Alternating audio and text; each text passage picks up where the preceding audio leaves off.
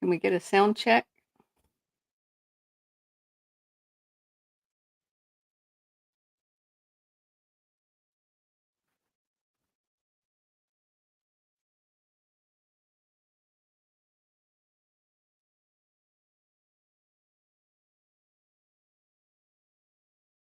Hello.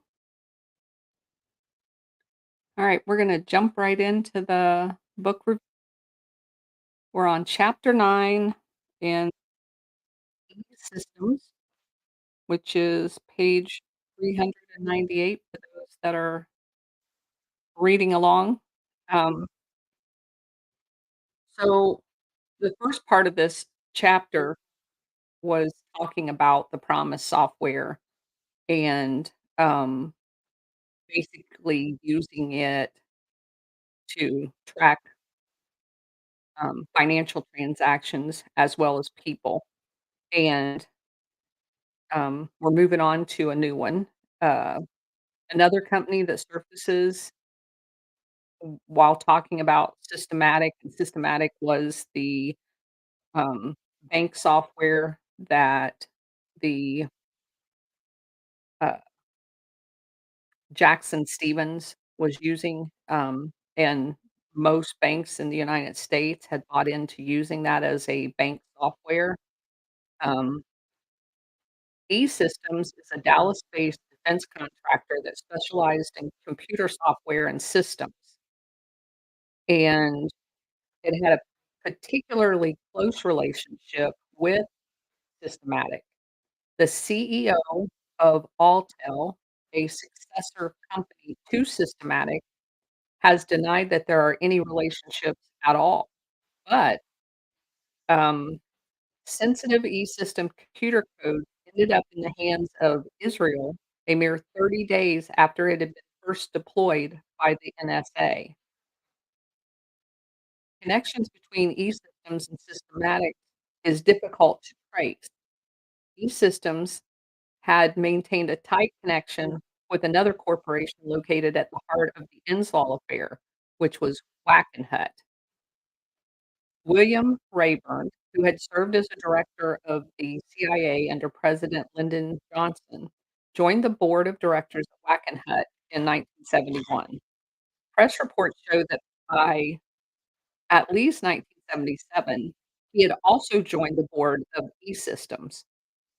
He served on both of those company boards at the same time. And for those of you who follow my research and do your own research, you know that as soon as you go to a nonprofit or a company that you're, um, looking into, that the very first thing you do is go to their board of directors.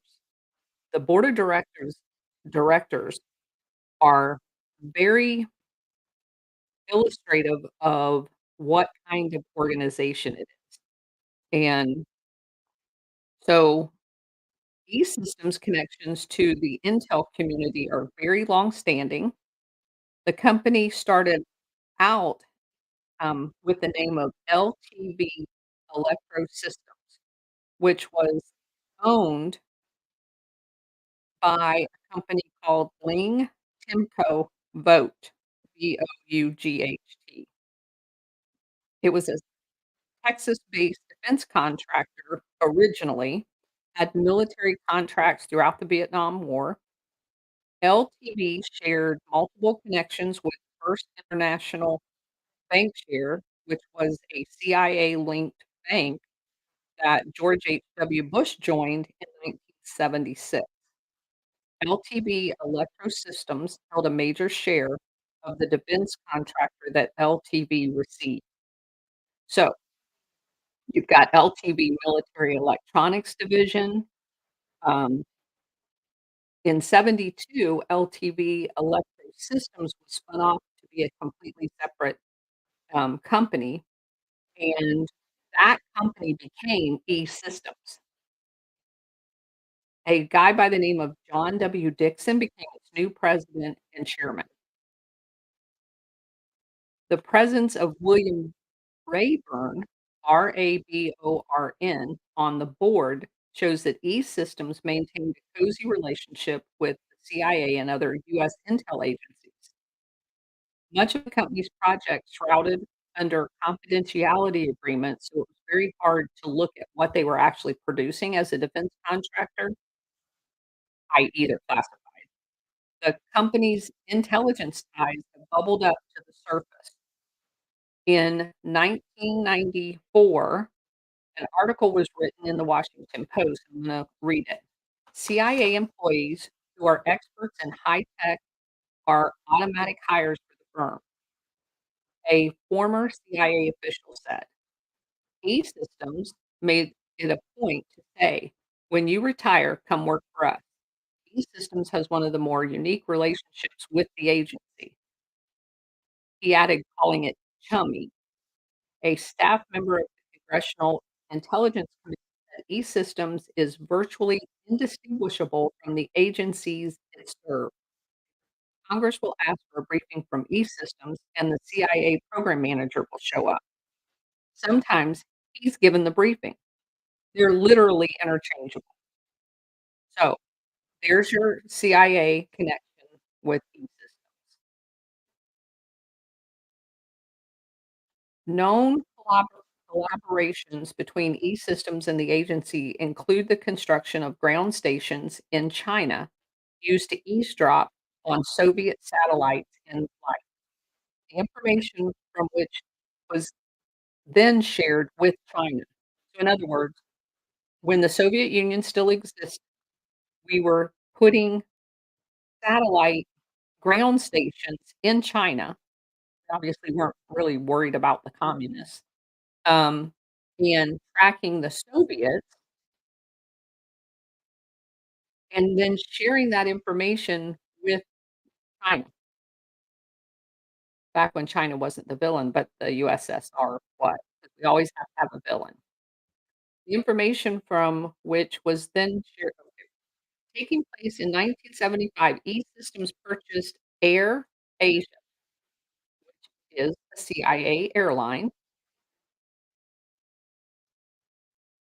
Um, E-Systems only paid $1.9 million for the front company, despite the fact that AirAsia's net worth at the time was $3.4 billion.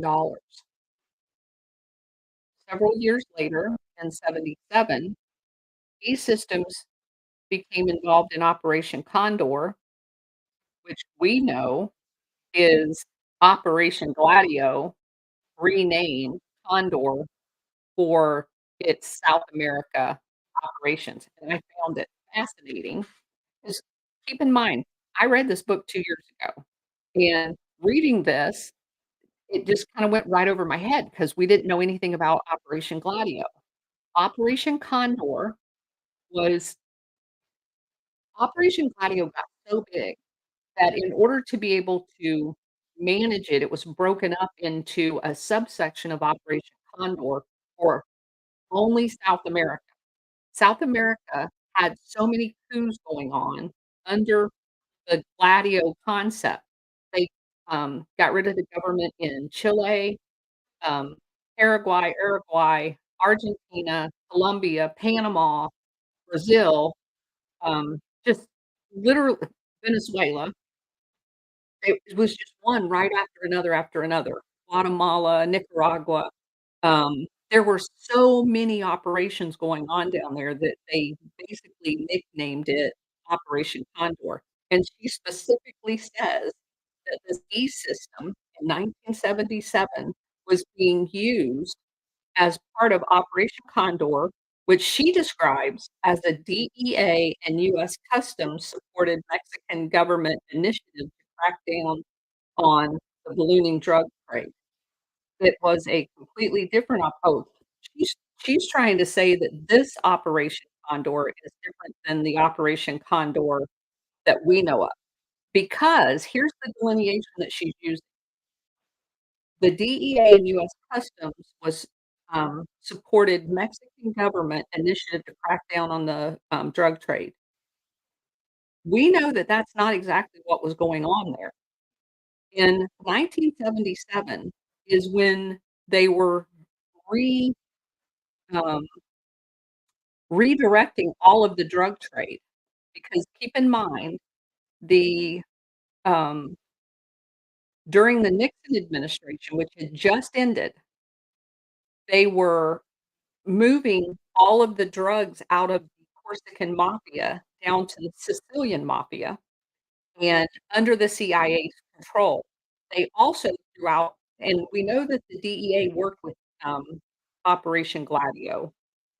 Generally, we heard it said that when DEA made a drug bust, they would usually get thwarted into not being able to prosecute anybody because of national security, because the biggest kingpin would be somebody in the CIA. So,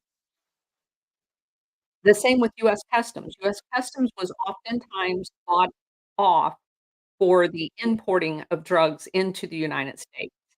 So,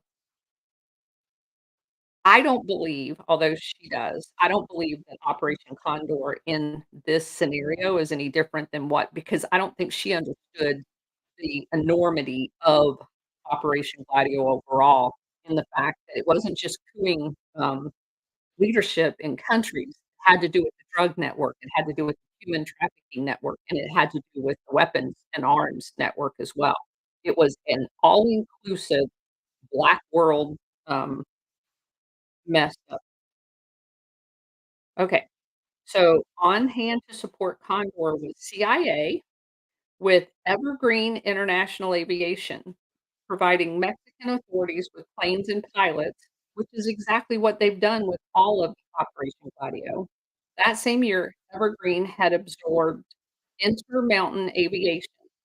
Now, um, let me also say this, those of you who've been with me on many of my book reviews, I actually worked for Evergreen Airlines. I when I got off active duty, once I got my ROTC scholarship and was going to college full time, I had, um my career in the while I was enlisted was aircraft maintenance, so I was a, um, mechanic on aircraft. So, I went to the University of Indiana in, their Southeast campus, which was right across the river from Louisville, Kentucky, which is UPS's headquarters.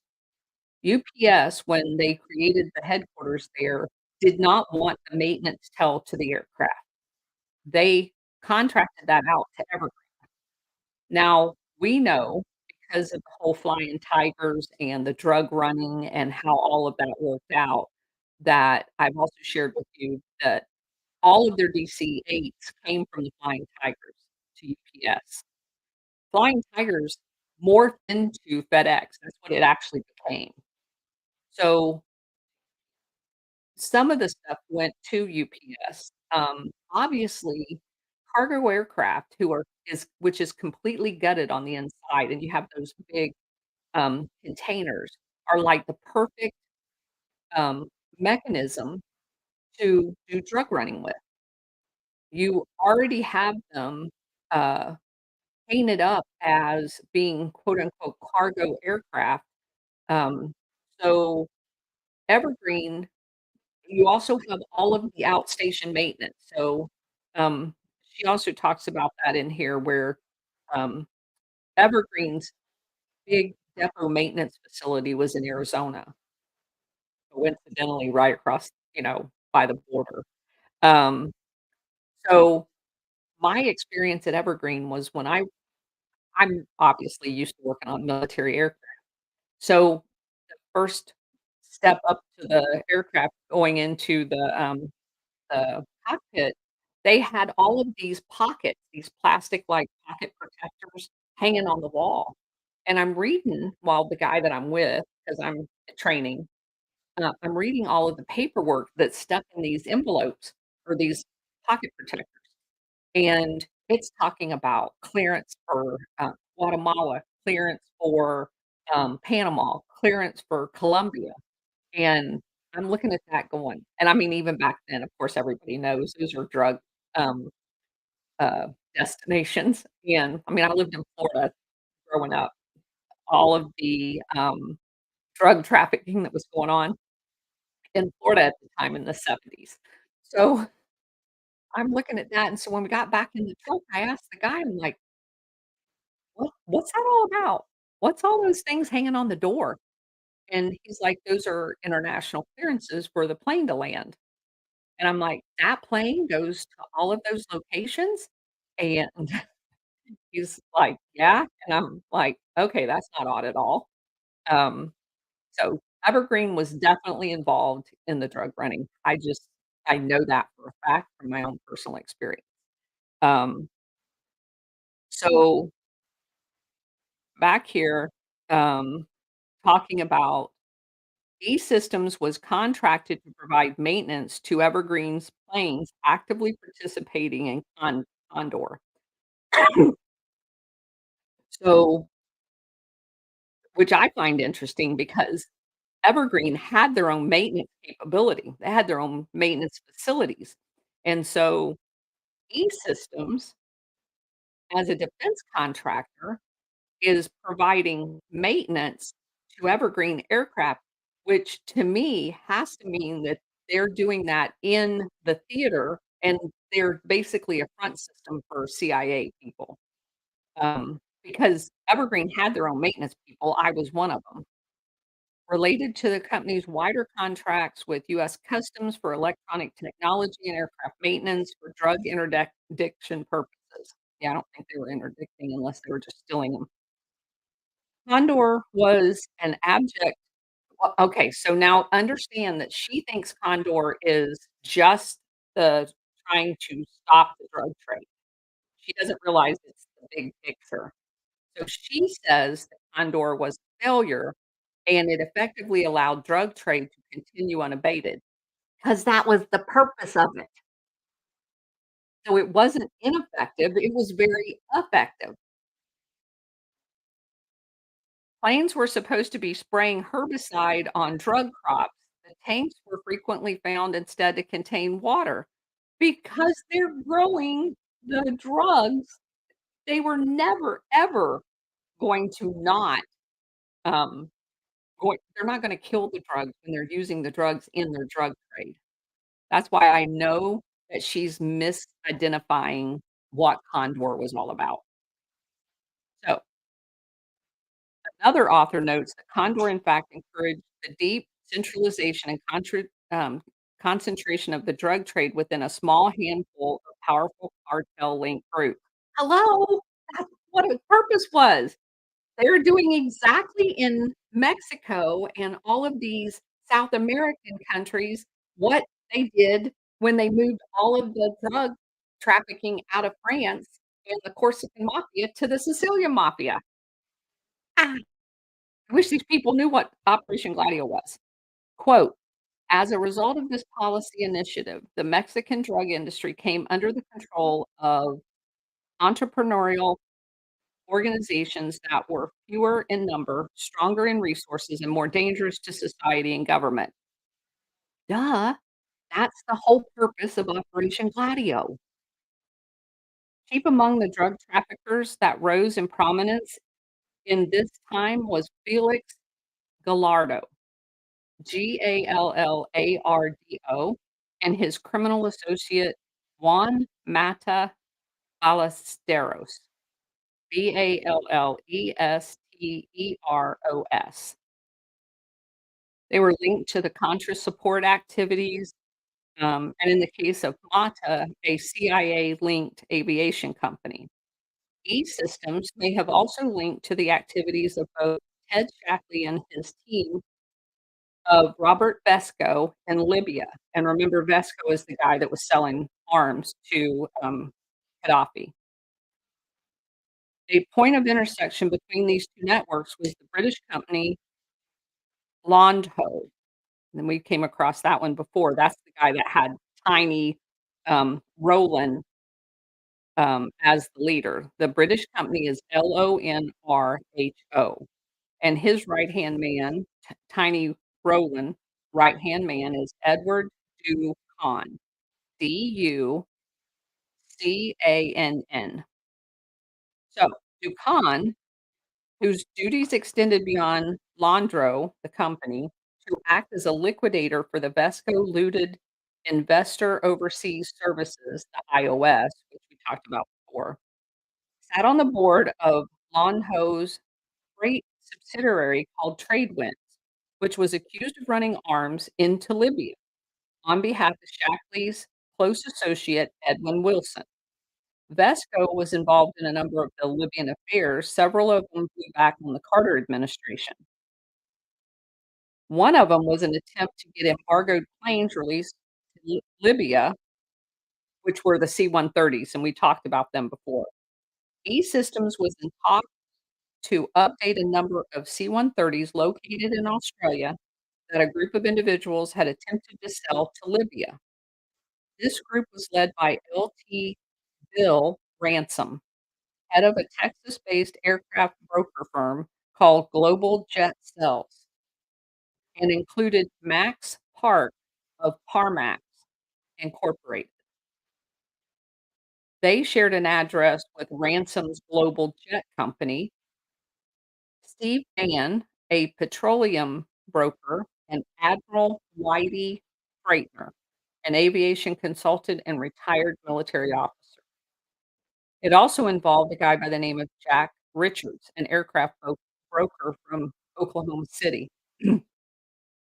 Richard's firm, Onyx Aviation, was later named during the Iran-Contra hearings as one of the firms that provided aircraft for the Contras in Nicaragua.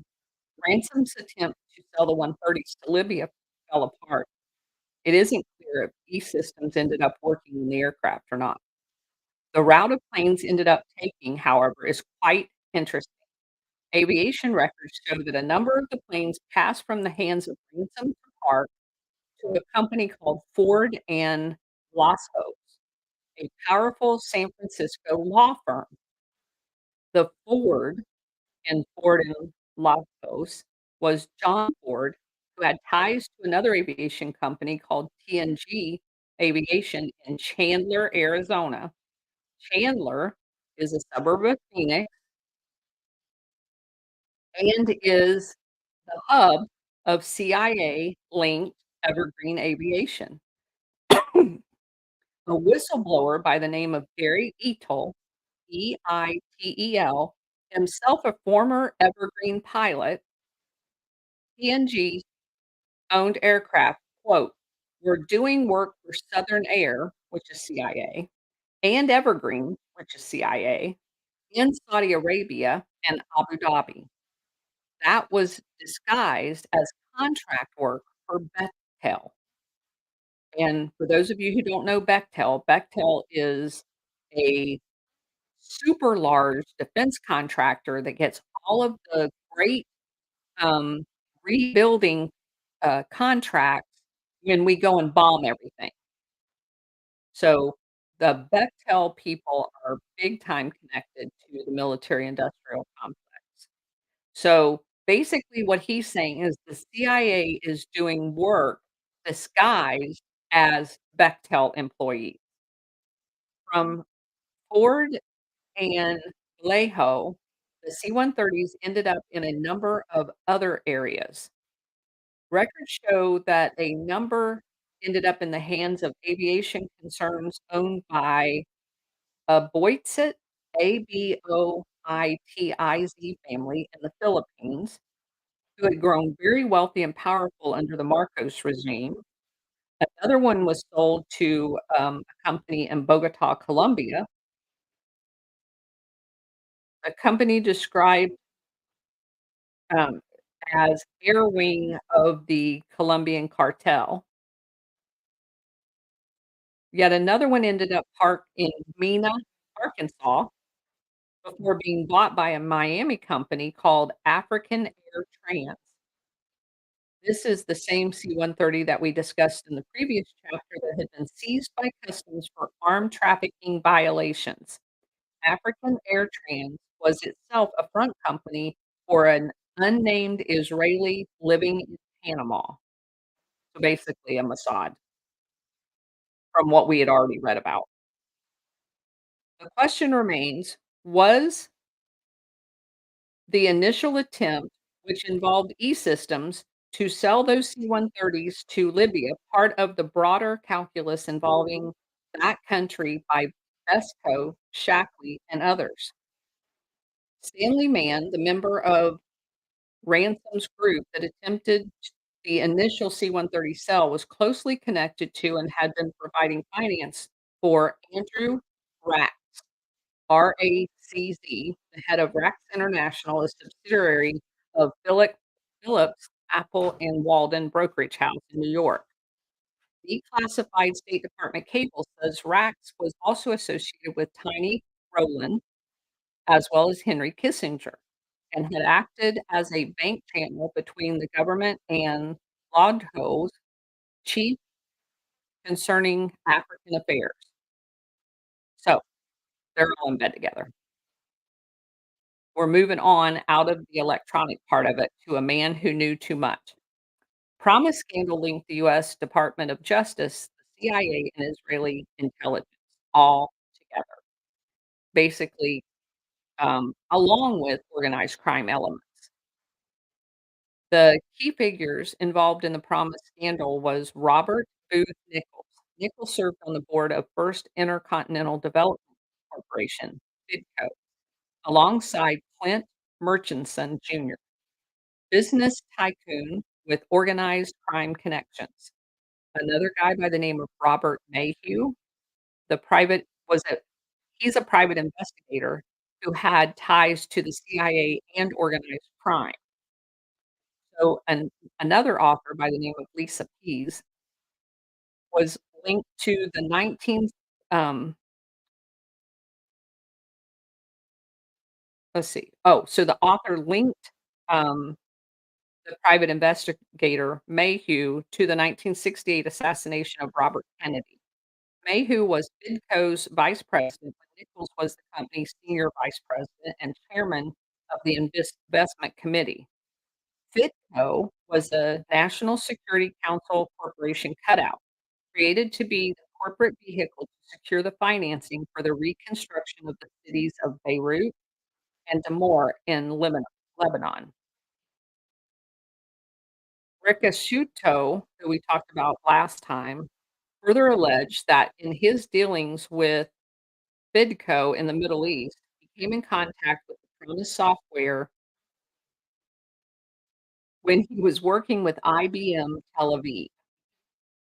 Nichols formed in 1981, he formed a company called Meridian Arms with a man named Peter Zokowski. Meridian would later join Wackenhut in its Cabazon activities out in California. Michael Reconascuto had also been Meridian's vice president on the board of directors alongside Nichols and Zokowski for a brief period. Meridian Arms was a subsidiary of Meridian International Logistics, and the company's board of directors included Nichols, Zokowski, and Eugene Conantino. Conantino was notably the president of the home entertainment division of MCA. Is that crazy? Fidco is FIDCO. So the entertainment giant that was later acquired by the Brofmans Seagram Company and reincorporated as Universal Studios. So you have all of these gangster CIA cutout people,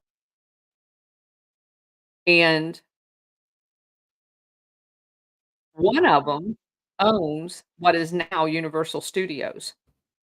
One of MCA's top executives was Lou Wasserman, and that is related to Debbie Wasserman Schultz, by the way, who was deeply connected to organized crime, particularly Mo Dalitz, and was largely responsible for Ronald Reagan's political career, which we had read before.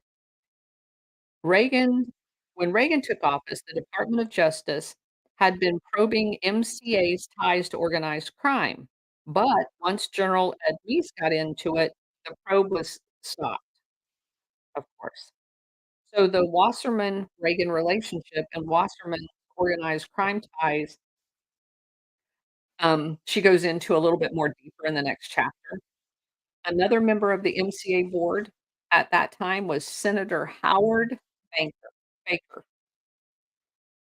So Senator Howard Baker, advised Robert Maxwell about his entry into New York in the early 1990s, alongside John Tower and Robert Keith Gray, we went into earlier in the chapters. Baker was also a business partner of Maxwell's at the time. Now think about that. Senator Howard Baker is a business partner of Robert Maxwell, who's selling the Promise software to keep track and illegally of money laundering and all that other stuff for Israel. So both Gianquanto of MCA and Nichols of Meridian had a close relationship with the Justice Department. Giaquinto, in a recorded FBI wiretap conversation referenced by Seymour, another author, took credit for contacting me to have the DOJ MCA organized crime probe squashed.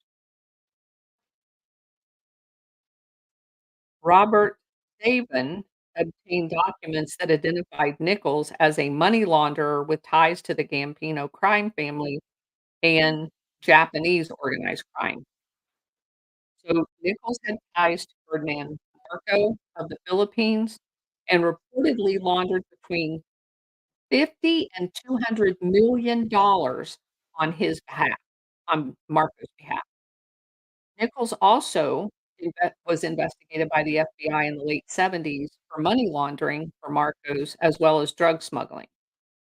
Operation Gladio.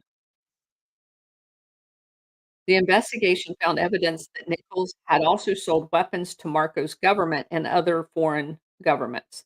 Much of his money laundering activities included those on behalf of the Marco family, reportedly involved Swiss banking system. The FBI found that Nichols had claimed to have access to highly sophisticated computers in Switzerland with detailed information on a number of subjects, and that was an allusion to, the Promise software, which we know had been sold to all of the Swiss banks by Robert Maxwell.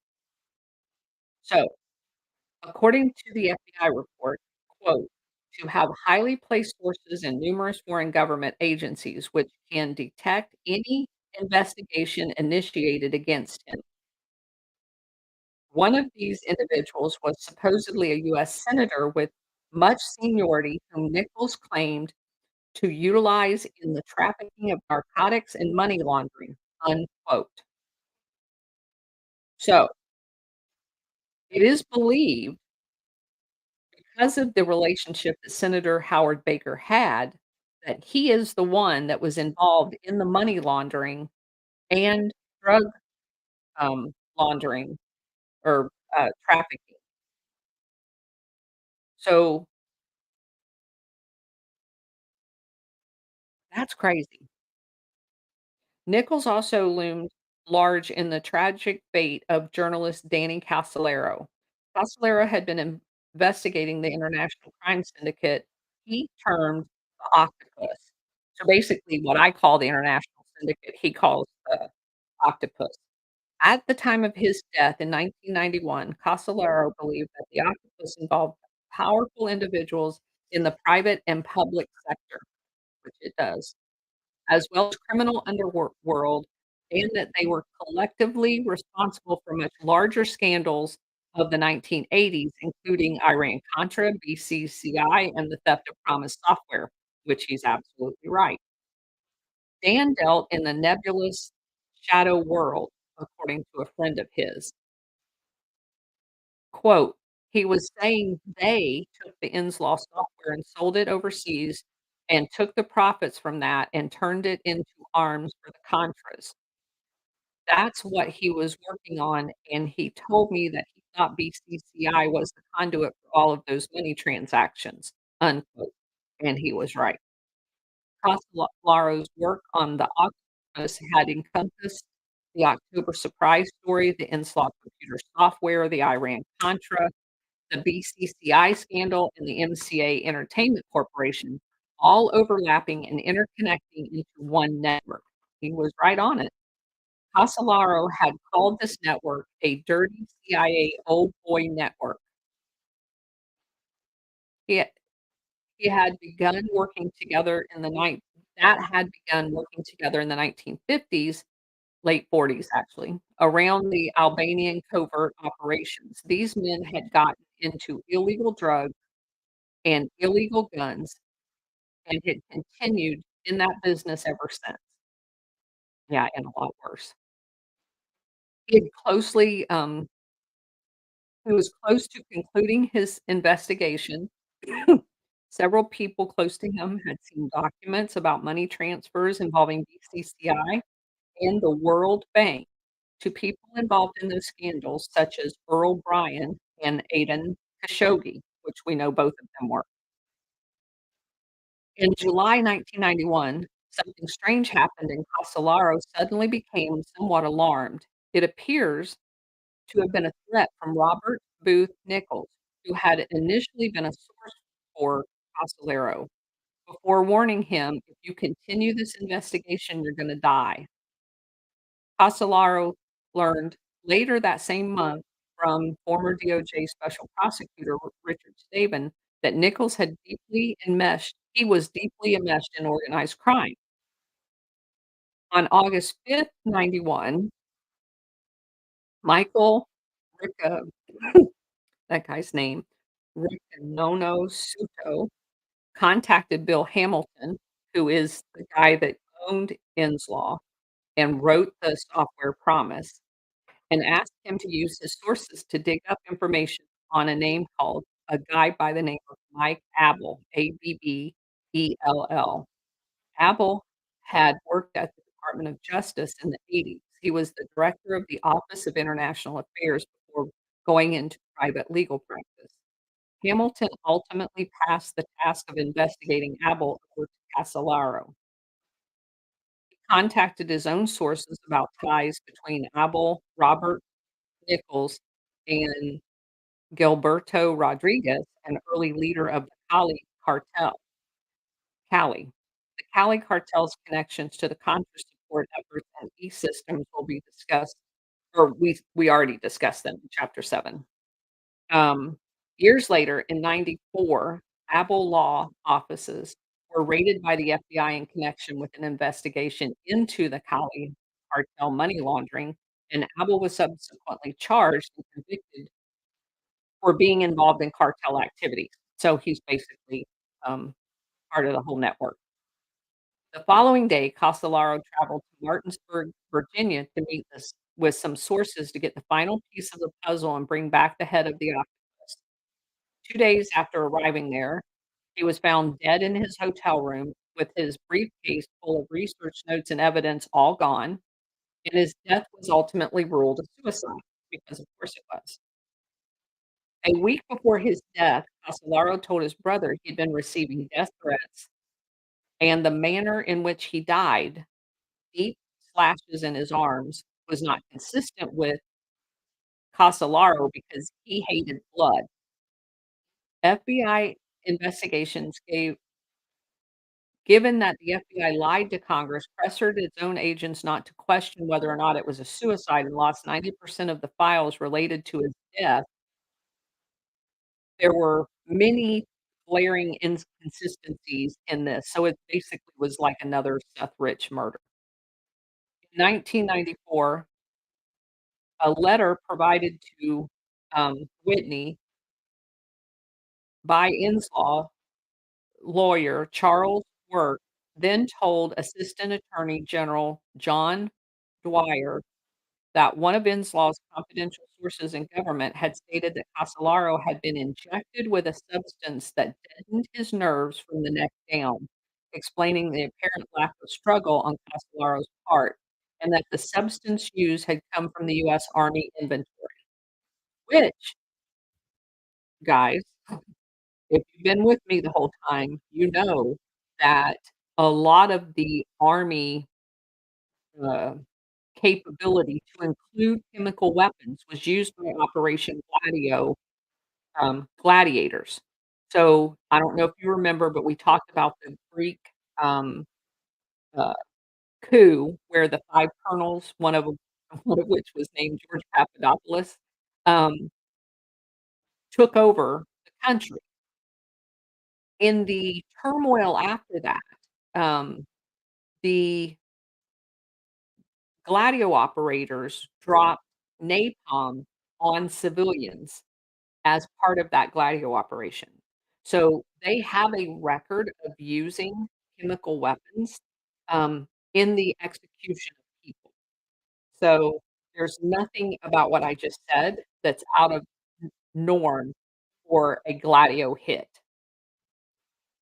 The person who had arranged Castellaro's final meeting before his death was a US military intel officer by the name of Joseph Cuellar, Cuellar.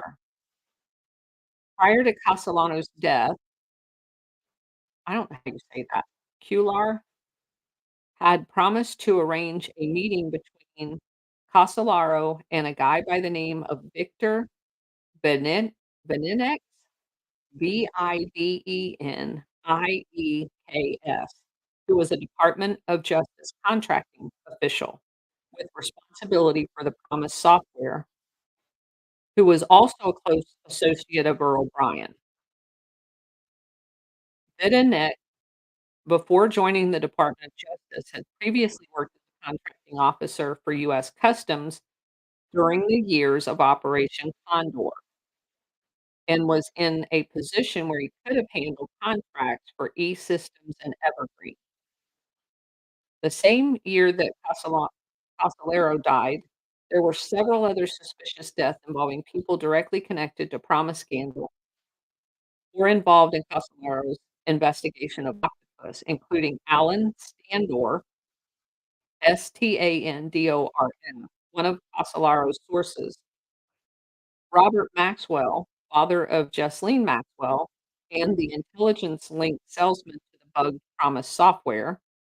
He dies.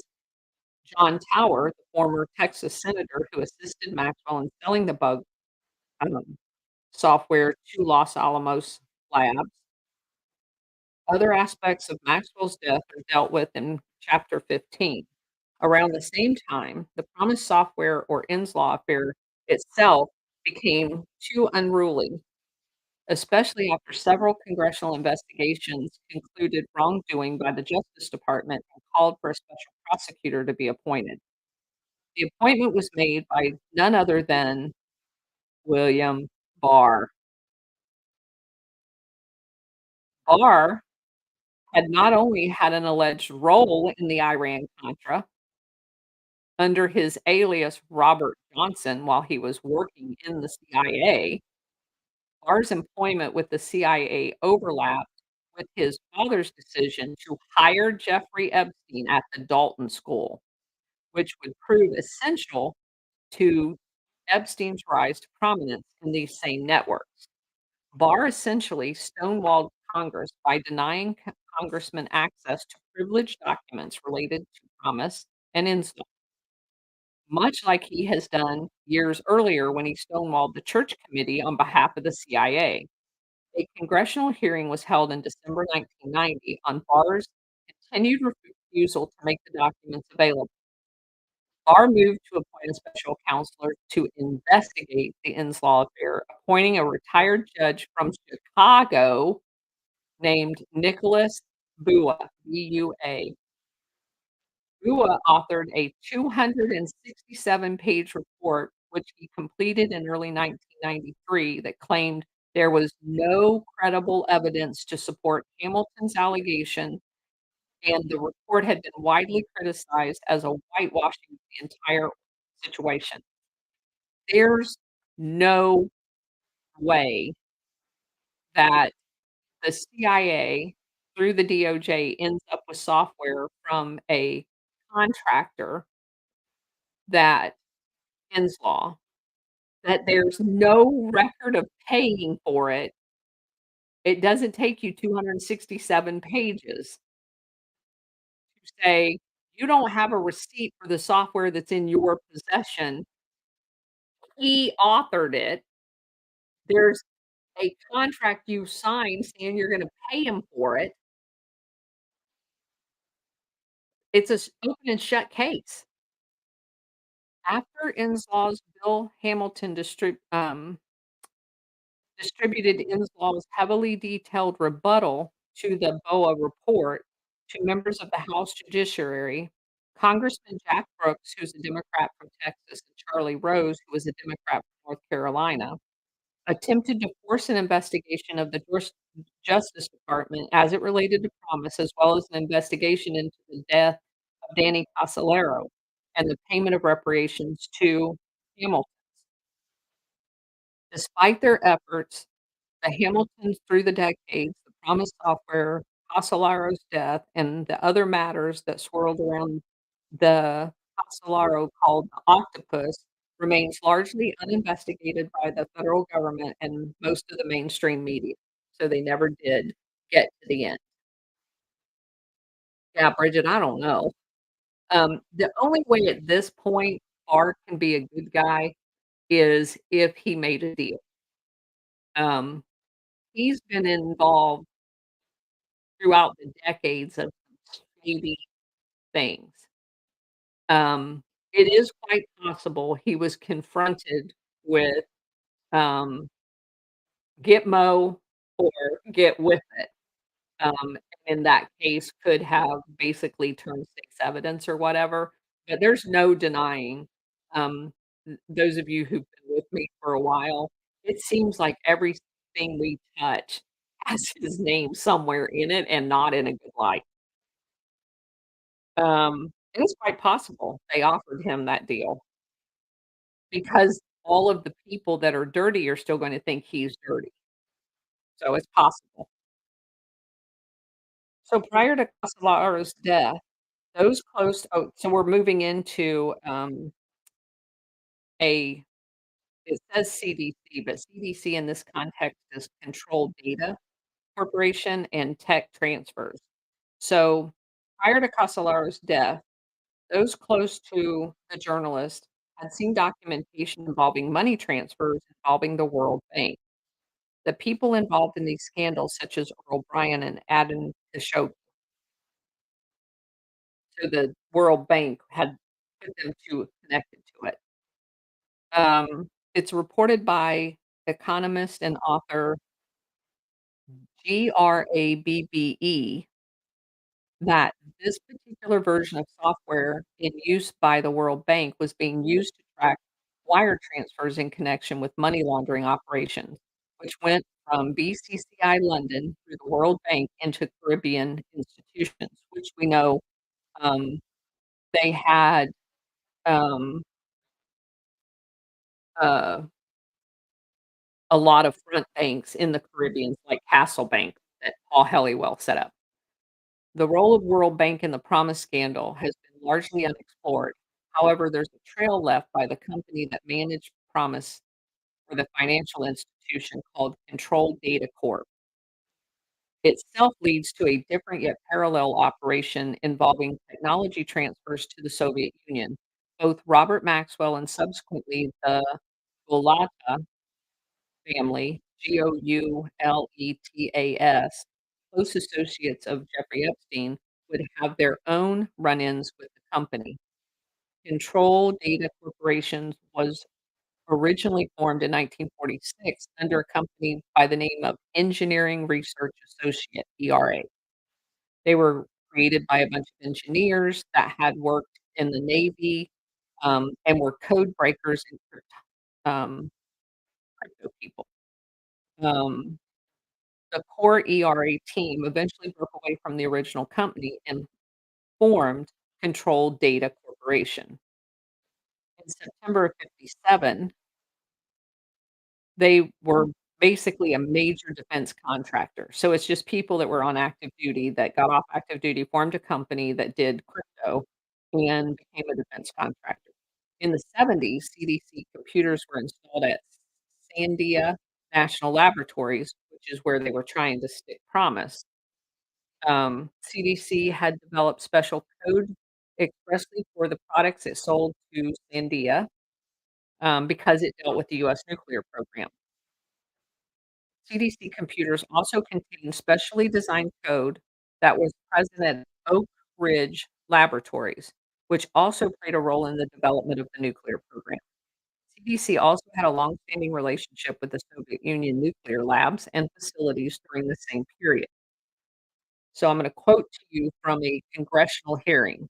In 1968, a second generation Control Data Corporation 1604 system was installed at the Dubna Soviet nuclear facility near Moscow. In 1972, CDC sold the Soviet Union a third generation CDC 6200 computer system.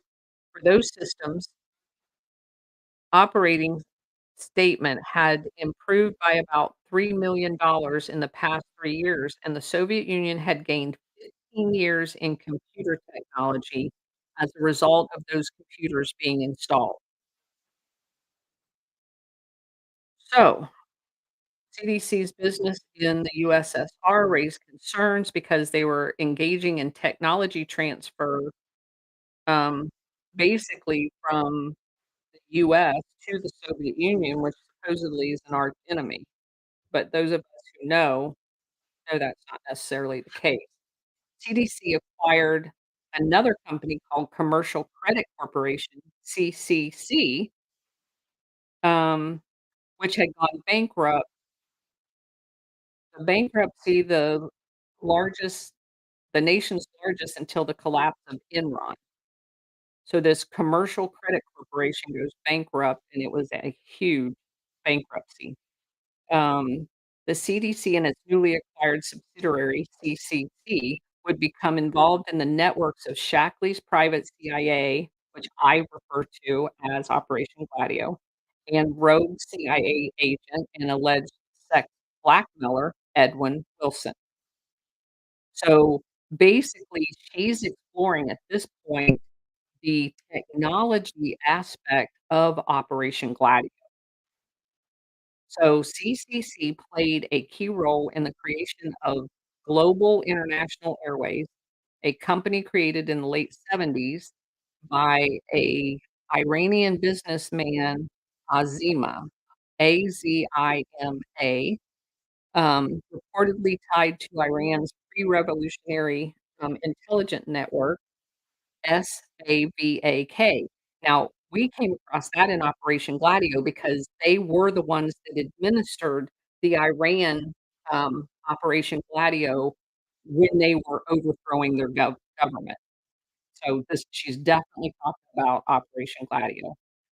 That airline had been launched with the aid of a multimillion-dollar loan from CCC, which makes sense because keep in mind, we're talking about during the time when, um, we we know that they overthrew the democratically elected, president of Iran and installed the Shah, and this is the time when they're talking about that right now. So, the airline had been launched with the aid of a multimillion-dollar loan.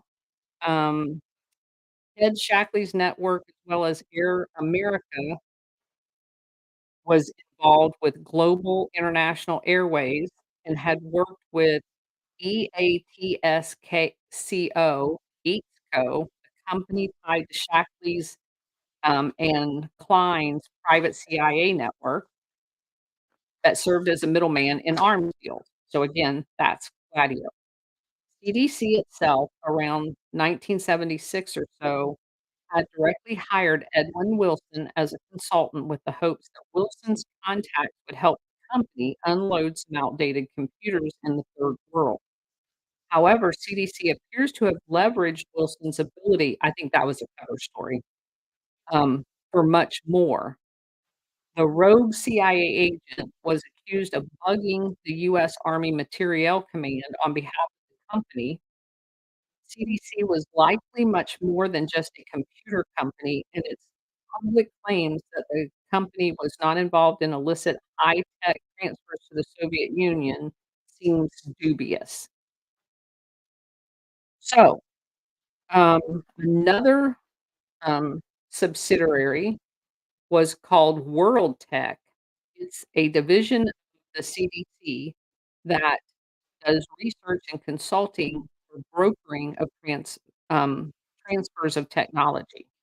So World Tech entered into a joint venture with the Greek publisher George Bobolas, Bobolas, that was called World Tech Hellas, Hellas Limited.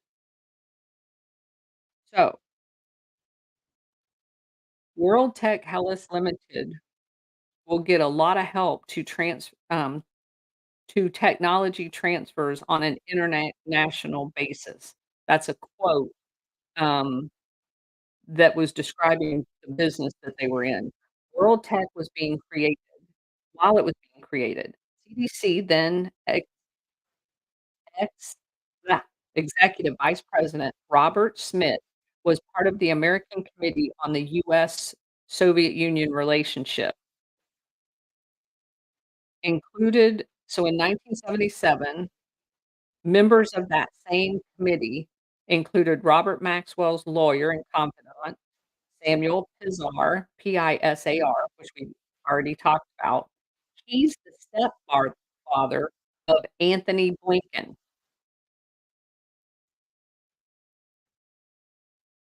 Just let that sit there for a second. Another person on this team was Thomas Watson Jr. of IBM. Funny, they're just in the news. Who would go on to become the US ambassador to the Soviet Union in '79. Also another member, Paul Zefran, who we talked about already before. He's part of the organized crime network that ran Hollywood. He was tied to Lew Wasserman and to the MCA. Zefran and Wasserman's family would later intermarry. In the mid-1980s, Occidental Petroleum executive Armand Hammer and William McSweeney would also join this committee. Samuel Pisar also represented Hammer's business interest. Hammer served as a back channel between Americans and the Soviets. Also involved, was BCCI and their entrance into the US financial system. He had originally sought to acquire the bank, the FGB bank himself for the purpose of financial blackmailing US politicians. They're talking about Arm& and Hammer there. FGB is the bank that BCCI eventually bought that was located in Washington, DC, that had all the senators banking there. Um, Hammer's father, Julius Hammer, was actually a Soviet spy. So, they're very and Arm& and Hammer, I think I told y'all when we were, doing one of our other book reviews, literally was named after the Soviet Union, that hand, Arm& and Hammer, the Soviet Union hammer.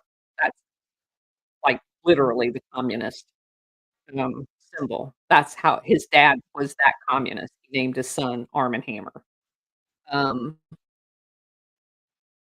so another member of this committee was Joseph Filner, who was president of Noblemet International.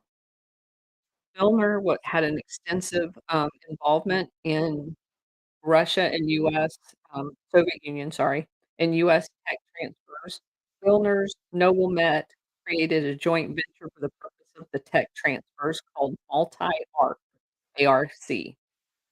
By '84, CDC's World Tech had become a worldwide marketing representative for Multi-Arc. The CDC would later recruit Minnesota Governor Rudy Purpich, Purpich, after he lost re-election. He was a dentist by trade, but he became a vice president for this data control world tech joint venture. Um, he was expected to be based in Yugoslavia, but he would find himself in Hungary, Bulgaria, and Romania. and we know what that means. Operation Gladio, specifically in Bulgaria, that was their big hub of arms running, for the entire thing because it was like they had access to all of the old former Soviet as well as the, European weapon system, and it also became a, pipeline for drugs from Turkey into Europe. So, this Minnesota governor was also working for World Tech, um, and then he would go on to win another term as governor, that must have been his reward for doing this. CDC would also recruit Walter Mondale. Right after he left office as Jimmy Carter's vice president, CDC hired Mondale as a legal consultant and retained his services for $2,000 a month, which in today's wages would be like 6,000. Um, he was a consultant to Allen& and Company, which we know is organized crime. Charles and Herbert Allen. Mondale was not only a consultant too, but also a close friend of the Allen brothers, he whose organized crime interest leads you to Leslie Wexner, who basically was in business with Jeffrey Epstein. The CDC was providing its services to the World Bank's computer center that in the same year that Promise software was found to be used in a specific facility to track wire transfers and money. So, you now have the overlap of the software that the CDC has and the Promise software. In Whitney's correspondence with Inslaw, Bill Hamilton said, quote, "According to an article in the International Banking Regulator dated January 1994, the US Department of Justice officials delivered BACS, BAX version of Promise software to the World Bank in 1983. The World Bank, as an international institution, is outside the reach of discovery of the US courts. For its part, the World Bank declared that it had been unable to find any evidence that it ever possessed the fax version of Promise. Hamilton also relayed that he had been informed of a connection between CDC and Promise that involved a deputy under Ed Meese by the name of D. Lowell Jensen. However, he couldn't remember exactly what that connection was. Among the connections Danny Castellaro revealed to those close to him in his final days, he specifically mentioned the World Bank about money transfers involving BCCI and the World Bank to individuals such as Earl Bryan and Aidan Khashoggi. And so we know that that's part of Gladio. Also significant is the role the CDC played during 1990 visit of Mikhail Gorbachev, then leader of the Soviet Union, to the US. During that trip, Gorbachev visited CDC headquarters alongside the old Minnesota, governor and Robert Maxwell. Gorbachev arrived in Minnesota immediately after a summit in Washington, D.C. with George H.W. Bush. Here's a quote: "Gorbachev most likely agreed to visit Minnesota because several Minnesota-based corporations, especially the computer firm CDC, had done business with the Soviet Union. When the corporation officials learned that Gorbachev was interested in the post-summit tour, they passed the word to Perchik, the governor, who had worked for CDC between his 2 terms as governor. Albert Eisel, who had been a consultant for CDC and earlier was Vice President Mondale's press secretary, drafted the governor's letter inviting the Gorbachev. Former CDC CEO Robert Price personally delivered the letter to the Soviet embassy in February 1990. During the visit, Gorbachev attended a lunch at the governor's mansion where Robert Maxwell and the governor joined groups of Soviet American officials. One of those officials, Condoleezza Rice. She was at the time working in the National Security Council. Robert Maxwell, um, announced that he was going to donate $50 million to create a private research institution, named after, Gorbachev if they could find matching funds, which it never happened. Gorbachev next vi visited Silicon Valley on this same trip. He spent the week trying to perfect the art of winning acceptance and investment from the captains of capitalism in, Silicon Valley. Hold on a second. Earphones are coming off. I'm just gonna leave them off for now. They're hurting my ears. Um, Robert Maxwell's involvement in intelligence-linked technology transfers was considerable and went far beyond his involvement in the CDC. Maxwell's relationship with Bulgarian intelligence, and his role in an operation called Neva. Um, so again, Bulgarian intelligence is who ran their Operation Gladio program. Maxwell had long been interested in Bulgaria. In one of his earliest meetings, a KGB chief, um, and one of Maxwell's most powerful sources had raised the possibility that Bulgaria might be a country where he could invest his money away from prying eyes of the City of London and Wall Street. So, this same Bulgarian, um, granted him permission to establish a financial bunker in the Bulgarian capital of Sofia. Maxwell, years later, and after he established a close relationship with Bulgarian leadership and the top figures in intelligence, would sell the bugged promise software to Bulgarian intelligence officials, the proceeds of which were laundered and eventually made available to finance Mossad's black operations. Maxwell's association with Bulgarian intelligence came with a program called NEVA, N-E-V-A. NEVA was designed to be the single largest program for the mass-scale theft of US technology, to plunder every Western industrialized nation. The program was operated by Bulgarian intelligence, whose agents would steal technology and bring it to Bulgaria, usually under diplomatic cover. So Bulgarian companies owned by Maxwell would then re-engineer the stolen equipment, and the companies would resell it to Eastern Bloc countries. One of the men who developed NEVA alongside Maxwell was his last name is Doinov. He was president of the Bulgarian Chamber of Industry and Trade from 80 to 84, the Bulgarian vice premier from 84 to 86.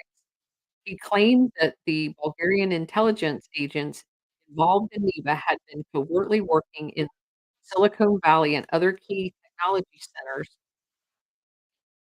for a long time and stealing tech blueprints, software, and even computers. Robert Maxwell created an umbrella of companies were used in the NEVA, within 6 months. Thanks to Maxwell, this guy writes, quote, "The country had become the center of a thriving economy based upon wholesale theft and money laundering," unquote. This growing business empire would later grow into one of the most powerful crime syndicates in the world, embracing the Russian mafia, the crime families of Bulgaria, and far away across the Atlantic in New York, Japan, and even Hong Kong. The beginnings of this crime syndicate can be found in the umbrella corporation that could combine the companies Maxwell had created to operate NEVA. It was called Multigroup. Multigroup would go on to control a significant percentage of the global profits from gas, telecommunications, oil, gambling, and money laundering. It would later emerge that NEVA companies, many of which were now part of Multigroup, would be used as cover by Mossad with Maxwell's blessing. So let me rephrase that. What she's saying is multi-group is much like Air America. It is a company because Maxwell is working for Mossad this entire time, he's working for Mossad. So, Mossad using, Maxwell sets up multi-group, and it is operating for Mossad out of Bulgaria, stealing US technology. She's not gonna say that in this book, but that's exactly how you translate what she just said, because they Maxwell unequivocally works for Mossad. He's not doing this on his own.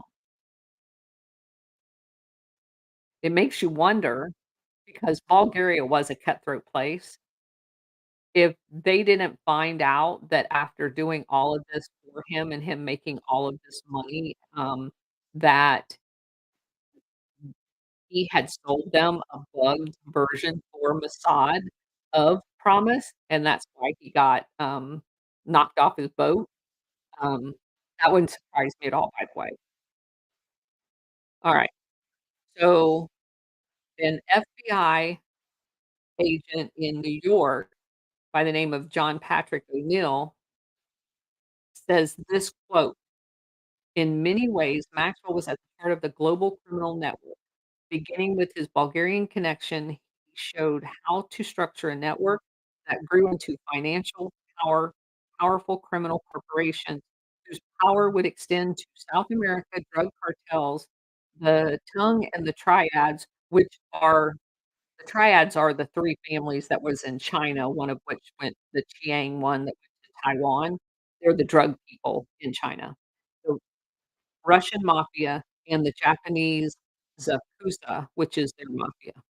They were all there before, but the way Robert Maxwell set up things, they would all come together in multi-group in its early years. His last contribution was not that he just robbed his pension funds, it was that he was the man who set in motion a true coalition of global criminals. But those of us who know what Operation Gladio is, he didn't set this whole thing up. He joined this thing. Operation Gladio was set up in the late '40s. Robert Maxwell is just a kingpin in Operation Gladio. Another Maxwell company that was based in the US and suspected of playing a role in the Neva program, in 1985, he created Pergamon Pergamon Brassey, Brassey, registering the company in McLean, Virginia. He and his son Kevin were listed as directors. 2 years later, in 1987, the company underwent a major shakeup, and the former Senator John Tower, who had worked along with Maxwell this entire time, becomes the chairman of its board. Prominent former generals of the US and British military are also added to the board. Bill Hamilton of Inslaw says that this Pergamon Brassey seemed to have more connections to Promise aside from Maxwell and John Tower. Here's a quote. In 1987, Pergamon Brassey hired 2 senior computer system executives who resigned at the same time from the Meese Justice Department data center. The proprietary IBM mainframe version of Promise had been operating at the Justice Data Center since the early '80s.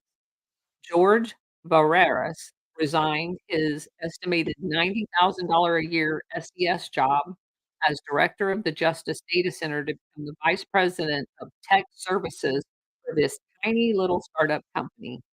He told a colleague at the Justice Department that his new salary was gonna be over $200,000 a year. These people, I'm telling you. So, Argonon Brassey um, was a specialist company with no more than 6 employees on its payroll at any given time. While it published books on topics related to national security and intelligence, it primarily dealt with software that some may, suspected was part of his NEVA-related operations. Almost sounds like Eric. Um, a year after Pergamon Brasi was revamped and Tower installed as its chairman, Maxwell became involved in a notorious Russian mobster by the name of Mogilevich, Mogilevich. Um, he was part of a plan that had been pitched to Maxwell and designed by, um, Vladimir Kryukov. See, why don't these people have Smith for names? Kryuchkov, as they're Russian. Here's a quote from a guy that, did an investigation into this. Even more fearful at the pace of which perestroika was accelerating, Khrushchev said that for the KGB to remain a potent force, he wanted to establish over 600 commercial enterprises. They would all have links to the West, just as Maxwell's companies provided cover for Mossad. Khrushchev or Krykov envisioned his companies would provide similar protection for KGB operatives. So the Soviets were trying to, impersonate Mossad and the CIA.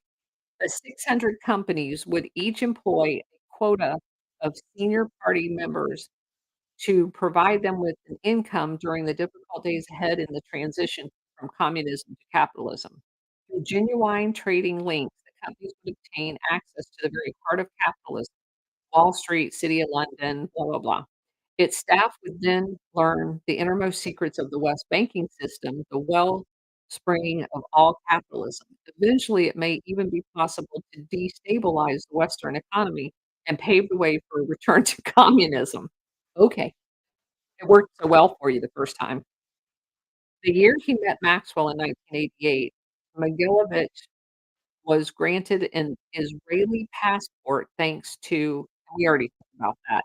He came to the United States with the Israeli passport, um, because otherwise he would have never been able to get into the United States. Um, so the legitimate this so he's established this web of companies in Israel, the US, and the UK, which were used to launder money from his considerable involvement in weapons deals, drug trafficking, and human trafficking, which, hello, is exactly so they basically corrupted the Soviet Union into doing exactly what they do. Can't make this up. A year after meeting Maxwell, Mogilevich criminal profits grew considerably, reaching an estimated $40 billion a year. Maxwell subsequently became a business partner of his, as well as Ivo Janvez, Janchev, a Bulgarian intelligence officer linked up with Megalovic, and other organized crime figures in the Eastern Bloc. So, you have front men to make contact with several Russians with business in the West. That's basically what their plan was. Maxwell would ultimately play a crucial role in allowing these organizations, um, to have respectable international finance. And an unknown it is unknown if, anything ever resulted from this plan, but Maxwell's connections to the guy from Bulgaria and the Russian was just emblematic of this network, that he's setting up, and she refers to it as a global criminal network. We refer to it as Operation Gladio because she's describing the exact same thing. This is just one facet of it, this thing called multi-group, which is, what Maxwell set up. So, um, I'm going to stop here, um my daughter and son-in-law just came over, so, we're still in chapter 9 because it is a very long chapter, but it describes so much of the network. We're almost done with it. We will finish up with it. We've got From Cold Wars to Hot Money, um, which is the last section of chapter 9, and then we're gonna run into, let's see, chapter 10 is Government by Blackmail: The Dark Secrets of the Reagan Era, and take notes because you still have all those gullible people out there that think Reagan's a great guy, but we're gonna do some myth busting, as we already have, repeatedly, as it relates, um to Reagan and his administration. I'm also reading another book, which I do think is gonna be interesting to get the highlights out of when we get done with this, because it has some very interesting Reagan, connections to the whole thing as well. Thank you guys, I appreciate it, um, and if we don't have any other questions, I'm going to, um sign off. I appreciate y'all being here. You have no idea how much. Um, appreciate you guys, giving us a thumbs up down here and following us so that we can, giving, get this seen by a lot more people. My understanding of how Rumble works, and, I'm just taking this from people who already do podcasts, is when you give us the thumbs up, it moves you higher in kind of like a recommendation, um, queue when people are doing searches on particular subject, and to me, getting as many people as we can cognizant of what's going on, um, even, like, that's the startling thing to me, even big people like this that writes these books have never heard of, um, Operation Gladio, and that just fries my brain, um, that, um and you guys can see every single day there seems to be some element of it. Oh, I did wanna mention this. You guys probably all saw the, headline today about them finding IEDs down at the border. Now, you also have, um there's a constant ratcheting up right now of terror attacks, right? You keep hearing one, report of this, another report of this, "Oh, they're gonna attack the grid." They are conditioning everybody here for the next attack, and that IED, um, find, if you will, it actually was just reported that it was not on the Mexican side, it was on the US side. It is another step, and at some point between now and the election, we can expect an Operation Gladio happening here. They've done it here before. I firmly believe 9/11 was. I firmly believe the, Oklahoma bombing was, the Waco. Every every time they do something like that, it changes the psyche of America. Uh, um, and I'm absolutely convinced that some element of the FBI has been, taken over by these same operators, because the terror attacks that have been perpetrated both on January 6th, all part of this. So, um, it is to get us not to publicly engage and protest our government, and it's not gonna work. I mean, it works for some people are scared crapless, but for the people who are going to work within the confines of the law to take this country back, it is not going to intimidate us. But I do want y'all to know that all of these, the rhetoric that you're hearing is all in the lead up to get us psychologic and I also wanna say this, I was talking to somebody yesterday about this. We know for a fact there were already Gladio operators, these stay-behind units in America before Joe Biden took office. We knew it. They're going to use the auspices of this open border to say they just got here. That's a lie. They've been here. They've been here for a very long time, since the late '40s. So, they have been using those psychological, um, fear tactics to control us, and I I think about this so often, what would we be doing if we didn't know this existed? And 99% of the population doesn't know it exists. So, it's incumbent upon us, y'all know I do this, practically all day long telling people, "It's Operation Gladio, it's Operation Gladio."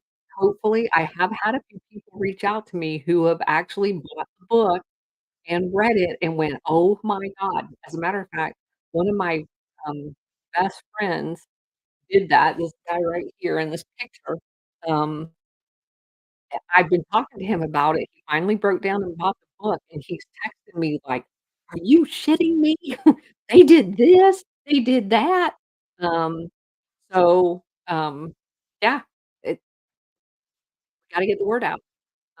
Another friend of mine I had lunch with, yesterday, and one of her friends is a retired three-star, and she's also a colonel, that used to work for me, and,